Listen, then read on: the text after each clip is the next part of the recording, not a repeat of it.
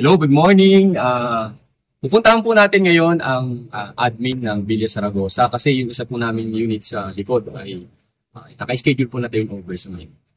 Tara, samahan niyo po ako sa atin pong pag-turnover ng unit po namin dito po sa Villa Zaragoza.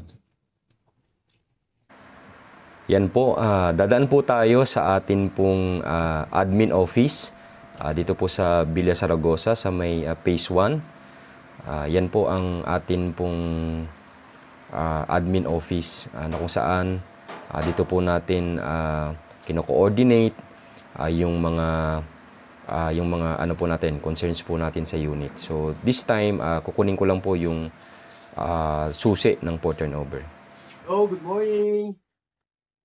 Good morning. Ma'am, sa 1071, ako po si Ralph. Check niyo po, tapos balik po kayo dito, sir, first time. May lakad kasi kami ma'am ng 9:30. Okay lang bumalik after na lang. Afternoon. Or ipabalik ko lang muna ito susi. Bago kami lumabas. Daan ko na lang susi dito. Ganun yung ano, mayari.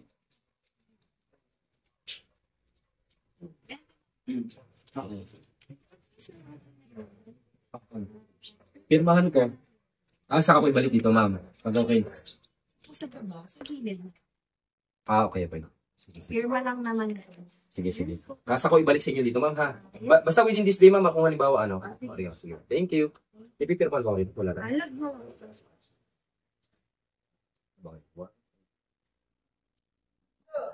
So ayan, nakuha na natin yung susi ng ating unit sa likod. So ito yung aming original na unit dito. Tapos yung likod ay nakuha natin. So titingnan po natin yung ating pong unit. Tara!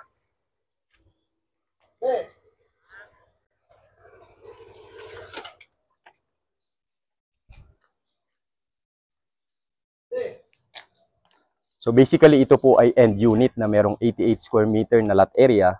So tingnan po natin yung ating pong unit. So malaki po yung space niya. Okay, wait lang. Yun. So ito open na.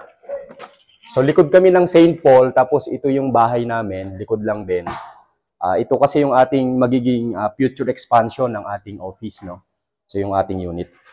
Okay, pasok tayo. So ang Apex Homes naman ay basic yung kanyang turnover. So bear type unit po tayo. Ito, inayos naman na nila yung sa CR. Ito pong ating CR, i-check po natin.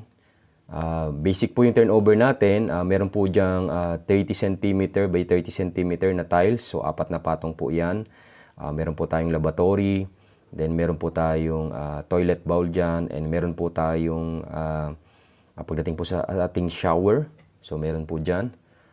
Basic naman po yan at yung atin pong gripo. Pagdating po doon sa ating tubig.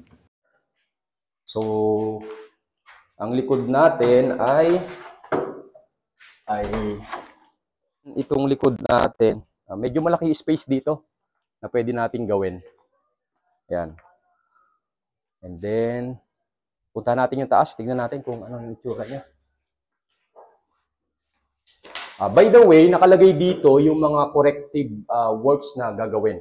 Kapag kasi nag-punch listing, nilalagay dito kung ano pa yung mga kailangan, no? Itong ating sa engineering. So ito yung mga ginawa nila na for repairs, yung mga corrective works dito. Kasi may mga inayos po kasi sila dito sa taas, especially doon sa mga walls, yung ating basic sa walls. Dito nagano sila, nagpalitada kasi likod ng St. Paul hindi na palitadaan ng ating contractor dati. Kaya yun yung isa nilang ginawa na nagpaalam pa sila sa St. Paul doon sa may likod. So far, okay naman yung ating unit. So, ready na rin tayo itong i-accept at pirmahan. Bagamat dito, meron kasi tayo ditong observation period. Ito yung mga ito yung mga warranty. Dito tayo sa medyo mas maliwanag, no? Ito, sa plumbing concern, okay, sa plumbing concern, 6 months observation period from the date of unit acceptance turnover. Not included for repair are the following: yung lavatory, toilet bowl, shower head, and hose. Yun naman yung chinek din natin, no, kung okay, no.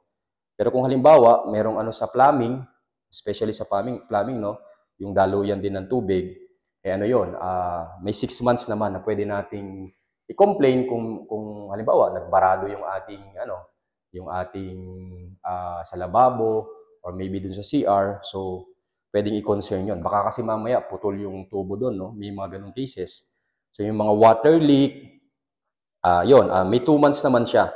Kaya importante na kapag nag-turnover na, titignan po natin dito.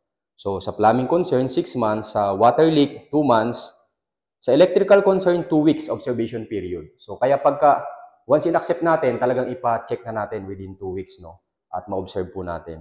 And then yung sa roof leak concern, 1 year observation. So kung merong mga tulo dito, so i-observe po natin, and then yan po yung pwede nating i-complain sa halimbawa sa engineering admin kung sakali po na meron po itong itong warranty concern po na to.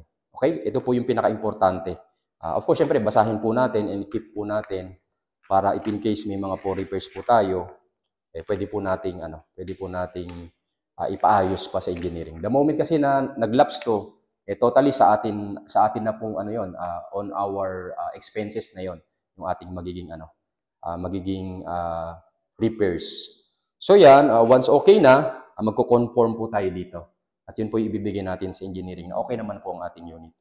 So sa ngayon, since sa likod lang namin to, lagi po naman kasi namin nakikita, no? Kaya po okay naman po so far yung ating So, yun. So ito po ang ating unit turnover.